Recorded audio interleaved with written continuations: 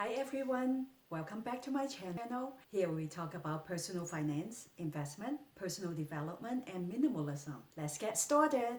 I don't know about you, I love reading stories about how ordinary people doing extraordinary things. The stories I'm going to share with you are about 4 ordinary female making millions of dollars with their self-directed investment in the stock market.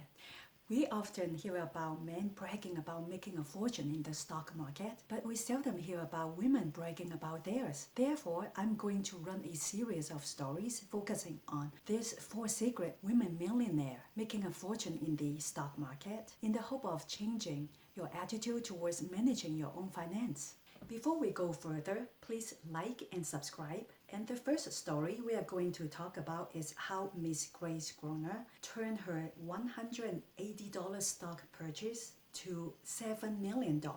Let me give you a little background about Miss Grace Groner. She was born in 1909 in a small Illinois farm community. She was adopted by age 12 when both of her parents had died, and her adopted family sent her to the Lake Forest College, where she graduated in 1931. After graduation, she took a job as a secretary at Abbott Laboratories, and she stayed there for 43 years. She was never married and never had any children either. The story began on a fateful day in 1935 when Miss Groner decided to buy $360 shares of Abbott stock. Little did she know what she did on that day would lead her to amass millions of dollars that she would be able to leave a legacy to the students in need at Lake Forest College. I'm curious to find out how much is $180 in 1935 worth today.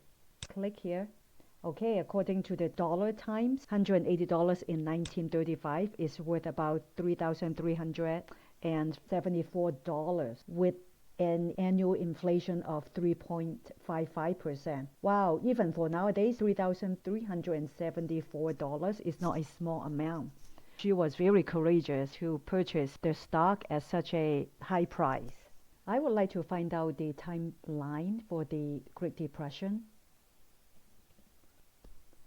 Click on it. It looks like it's about 1929 to 1941, which means that when Miss Groner bought her Abbott stock, the Great Depression was still in full effect, and it was a very devastating time for most people. Wow, she was truly courageous. Despite the fact that it was the stock market crash that caused the Great Depression, but she was still brave enough to invest in the stock market. I salute her for that. Just like many Great Depression survivors, Miss Groner lived a frugal life. She bought her clothes at yard sales and lived in a small cottage that she inherited nearby the Lake Forest campus area. But she was no miser.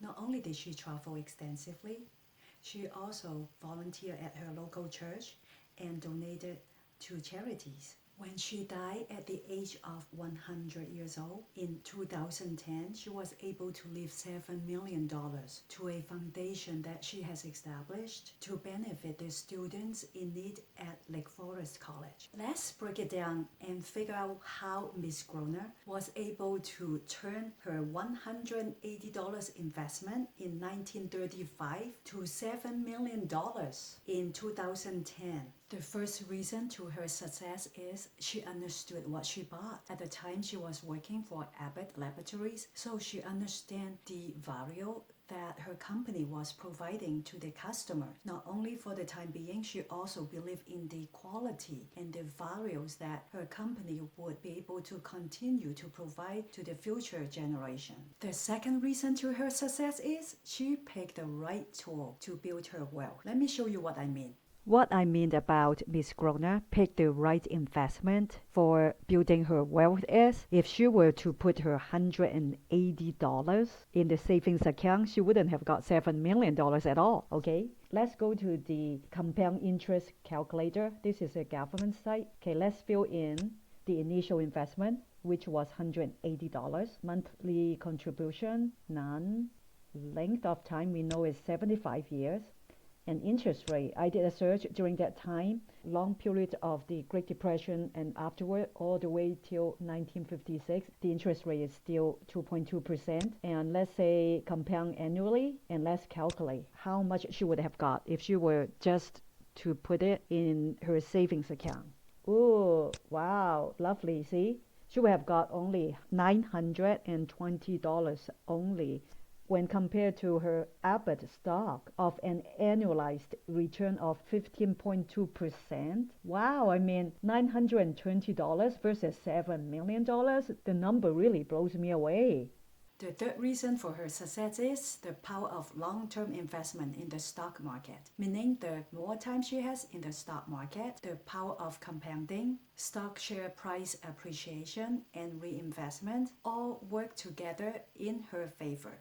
In Miss Groner's case, she got 75 years invested in the stock market, which she had grown her 3 shares of Abbott stock to over 100,000 shares due to the multiple times of her shares split, and together with her dividend reinvestment in shares that work out the lion's share of her gain. And the fourth reason for her success is her unfailing discipline. During her 75 years of stock investment, she had experienced 13 recessions, many more corrections, war, and difficult economic times. I don't know anyone who wouldn't have cashed out their investment during the difficult times. And her discipline rewarded her with an unimaginable amount of wealth. The fifth reason to her success is simple is good. The less she did, the better outcome she got. She kept her investment simple. She didn't day trade, she didn't time the market, and she didn't even react to the market condition. She kept focusing on her long-term goal, and time was her friend. The sixth reason to her success is she understood true happiness. Her noble goal of donating all of her wealth to the student in need at Lake Forest College made her happier than spending money on herself. I think the person she has become in the process of building a legacy for the students in need at Lake Forest College is more profound than the wealth that she has accumulated in the end. I think if her focus were to build wealth for herself just for the sake of being wealthy, her outcome could have been very different. I think her story has proven that long-term passive dividend stock investing and old-fashioned frugality can lead you to a wealthy path. However, I would like to emphasize that frugality alone would have never generated her $7 million. Saving money is good, but investing what you have saved is more crucial if you want wealth in the end. And also, I am in no way encouraging you to buy one single stock with all of your life savings. Since our stock market is so unpredictable and volatile, so diversification is the way to go. I hope that Ms. Grace Groner's story will inspire you to change the way you invest. Please share this story with your friends, like and subscribe to my channel. Thank you for watching. Until then, we will see you.